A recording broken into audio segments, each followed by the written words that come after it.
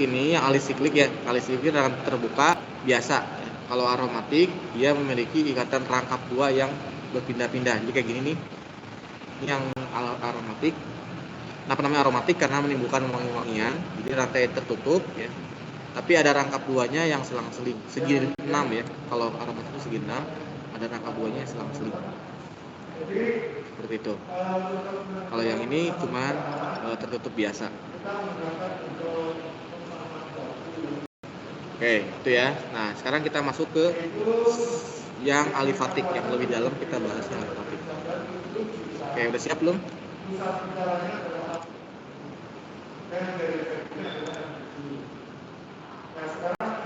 Oke.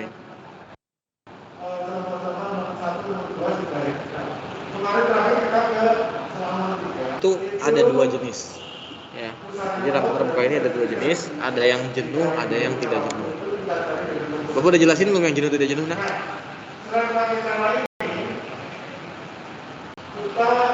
Halo? Belum. Oke. Jadi alifatik ini adalah hidrokarbon dengan rantai terbuka ya. Jadi kayak gini nih, terbuka ujung yang satu dengan ujung yang lain itu tidak saling menempel. Beda sama siklik. Kalau siklik itu ujung satu dan yang lain saling ketemu jadinya tertutup. Kemudian rantai alifatik ini tidak harus lurus. Jadi yang kayak gini, kalau Bapak gambar kayak gini berbelok itu sama aja ya. Cuman dibelokkan saja ya, jadi tidak yang kayak gini nih tidak bercabang. Jadi alifatik itu ada dua jenis, ada yang tidak bercabang, ada yang tidak bercabang ini tidak harus lurus ya. Kalau dibelokin juga sama, ini tidak bercabang, cuma posisinya dibelokin ya. Sama kayak gini nih, Bapak gambarin kayak gini, ini bercabang nggak?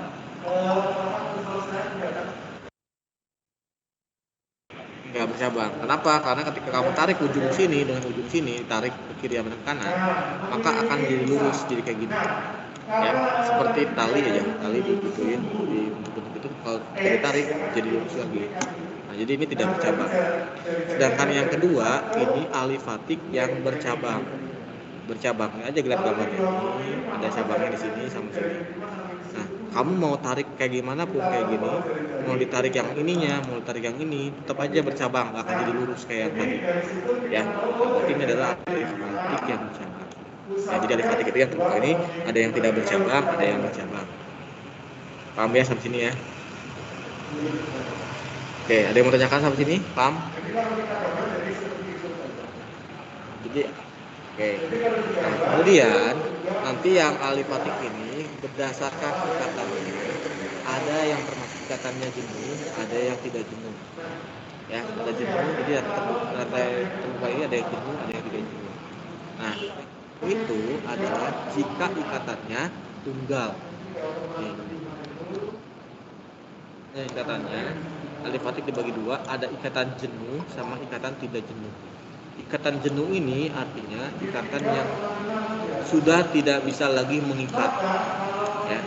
Jadi yang jenuh ini cirinya adalah dia mengandung ikatan tunggal. Jadi C dengan C-nya tunggal.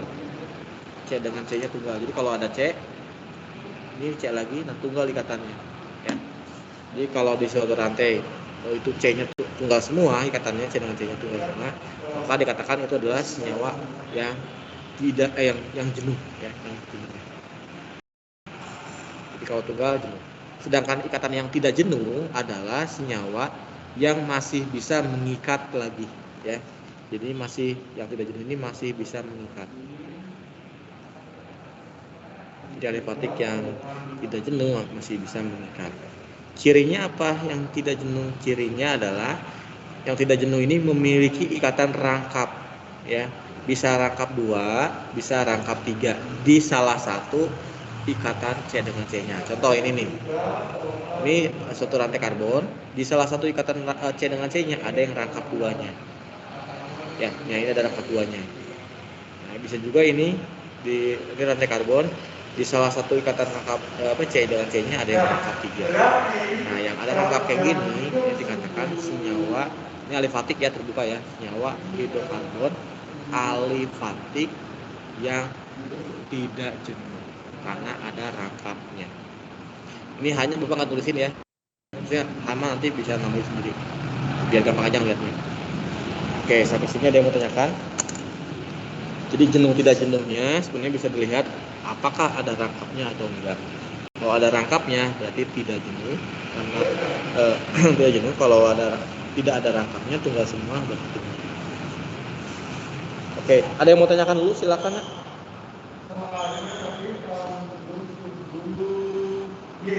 Silakan kalau ada yang mau tanyakan.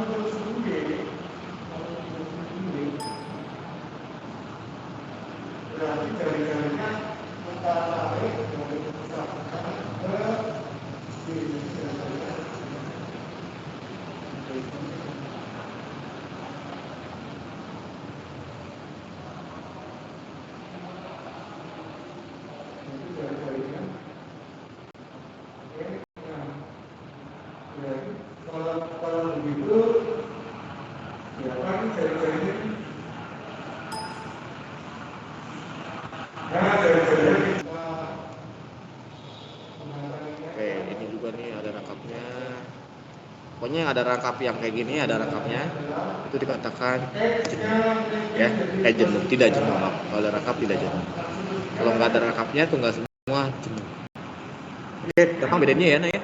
Nah, ternyata nih kalau tadi digambarin ternyata ada juga yang rangkap duanya ada 2 buah. Ini kan rantai karbon.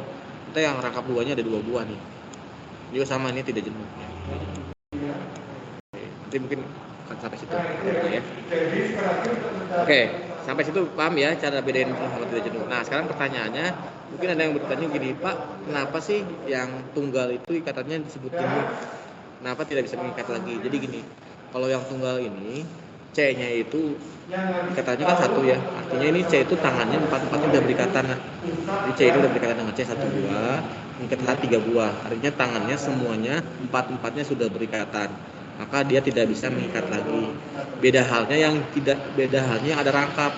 Nah, kalau yang ada rangkap itu ikatan rangkapnya bisa putus. Nah, yang rangkap itu ikatannya bisa putus. Karena bisa putus ikatan rangkapnya, maka bisa mengikat kembali, bisa mengikat unsur lain. Contoh ini ya. Mari bentar. Kalau ada yang nggak paham tanya ya, jangan diam aja.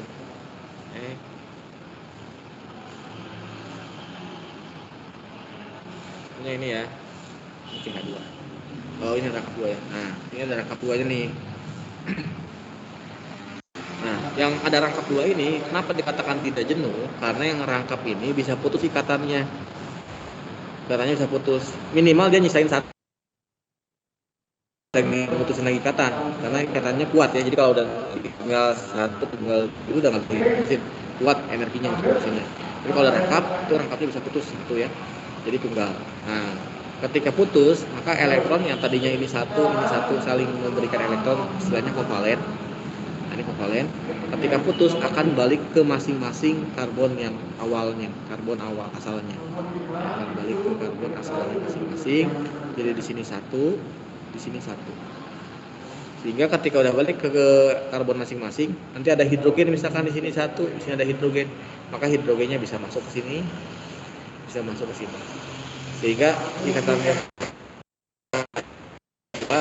putus jadi total dan jumlahnya tambah. Jadi dia bisa mengikat lagi. 1 kali putus ikatan rangkapnya bisa ngikat 2. Ya, sampai tunggal. Kalau udah tunggal nggak bisa lagi putus. Makanya kalau yang dari tunggal ini udah nggak bisa lagi putus, nggak bisa lagi mengikat lagi, udah penuh. Gitu. Nah, berarti kalau yang rangkap 3 bisa berapa kali putus nggak? Kalau rangkap 3 bisa berapa kali putus? 2. Oke, 2 kali putus. 1 kali putus mengikat berapa?